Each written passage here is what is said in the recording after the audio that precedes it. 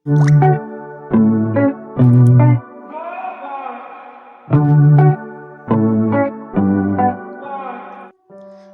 বন্ধুরা, সুস্মিতাস রেসিপিতে তোমাদের সকলকেই স্বাগত। আজ আমি আরও একটা নতুন রেসিপি নিয়ে তোমাদের কাছে হাজির হয়েছি। সেটা হচ্ছে ওটসের খিচুড়ি। এটা দারুণ সুস্বাদু একটা রেসিপি, ছোট বড় সকলেই খেতে পারো।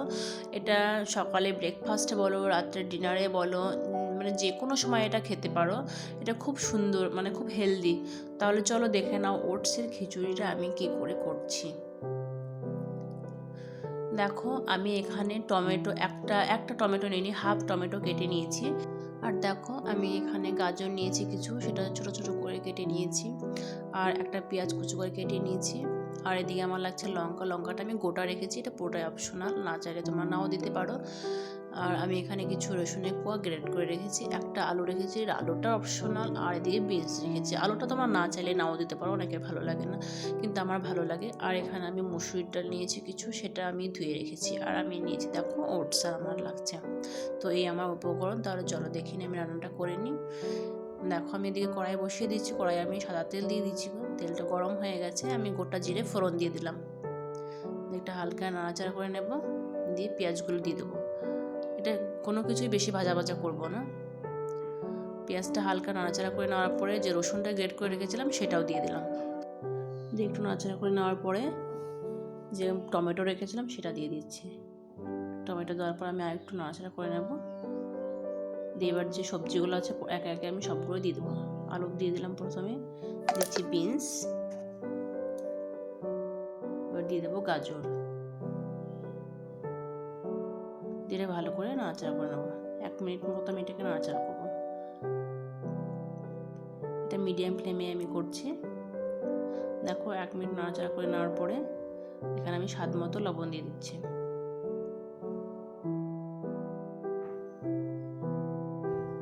দিয়ে দিচ্ছি হলুদ গুঁড়ো,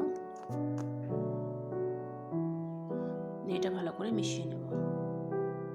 আর লঙ্কাটা দেখো, আমি 2টো গোটা লঙ্কা আমি দিলাম, এটা পুরোটাই অপশনাল, তোমরা দিও না, ভালো না লাগলে। আমি এখানে দিলাম অনেক। দিয়ে দেখো, এবার আমি এটা ঢাকা দেবো। ঢাকা দিয়ে 1 মিনিট মতো আমি এটাকে সেদ্ধ করে নেব। 1 মিনিট পর আমি ফিরে এসেছি। আমি আরেকটু নাড়াচাড়া করে নেব। আমি কিন্তু খুব বেশি তেল মশলা কিন্তু এখানে অ্যাড করিনি, ব্যবহার করিনি। এবার অ্যাড করছি সামান্য জিরে গুঁড়ো, আর দিয়ে দেবো কাশ্মীরি লঙ্কা গুঁড়ো। তোমরা কাশ্মীরি লঙ্কা গুঁড়ো না চাইলে নাই দিতে পারো। দিয়ে আমি সব মশলাই কিন্তু পরিমাণে অল্প অল্প দিলাম দেখো।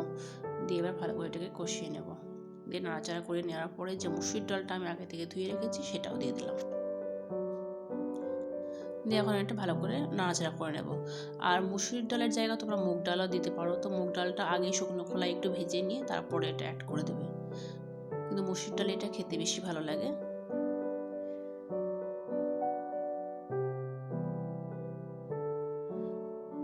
এবার আমি ঢাকা দেবো। ঢাকা দিয়ে 1 থেকে 2 মিনিট মতো এটাকে কষিয়ে নেব।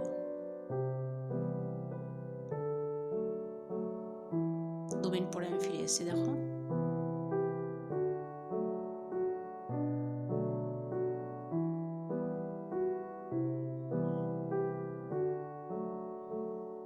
পুরো মশলা আমার কষানো হয়ে গেছে। এখন আমি ওটসটা অ্যাড করব। আমি সবগুলো একবারে দিচ্ছি না, আমি হাফ দিচ্ছি। দিয়ে একটু নাড়াচাড়া করে নিয়ে আমি দেখে নিচ্ছি আমার লাগবে কিনা পুরোটা।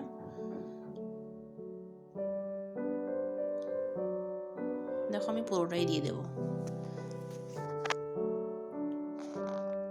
আমি সবগুলো দিয়ে দিলাম ওটস, যেটুকু নিয়েছিলাম, দিয়ে রেখে ভালো করে মিশিয়ে নিচ্ছি। দেখো, ওটসটা দেওয়ার পরে বেশি কষানোর দরকার নেই, এটা ভালো করে মিশিয়ে নেওয়ার পরে এখন আমি জলটা অ্যাড করব।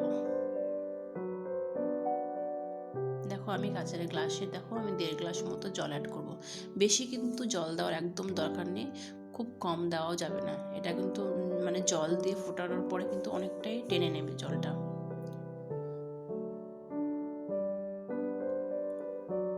এটা ভালো করে মিশিয়ে নিয়ে আমি এখন ঢাকা দেবো। ঢাকা থেকে মিডিয়াম ফ্লেমে এটা 3 থেকে 4 মিনিট মতো এটাকে রান্না করে নেব।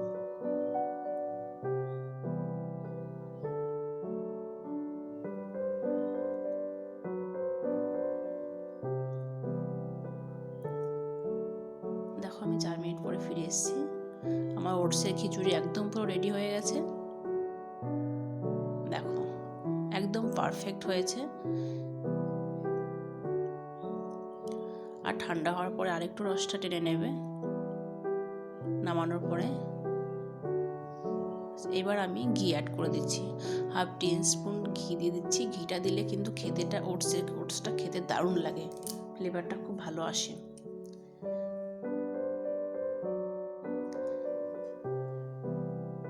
দেখো ঘিটা দিয়ে আমি ভালো করে এটা মিশিয়ে নিয়েছি। এটা মিশিয়ে নেওয়ার পরে আমি এবার ঢাকা দেব। ঢাকা দিয়ে গ্যাসের ফ্লেমটা বন্ধ করে দেব। দেখো আমি গ্যাসের ফ্লেমটা বন্ধ করে দিলাম। এভাবে দমে আমি 1 মিনিট মতো রাখবো। দেখো 1 মিনিট পরে আমি ফিরে আসছি।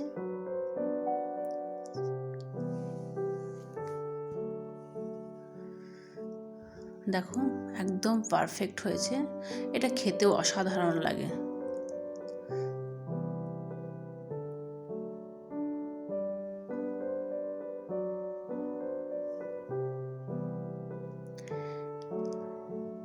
এটা ছোট বড় সকলেই খেতে পারো।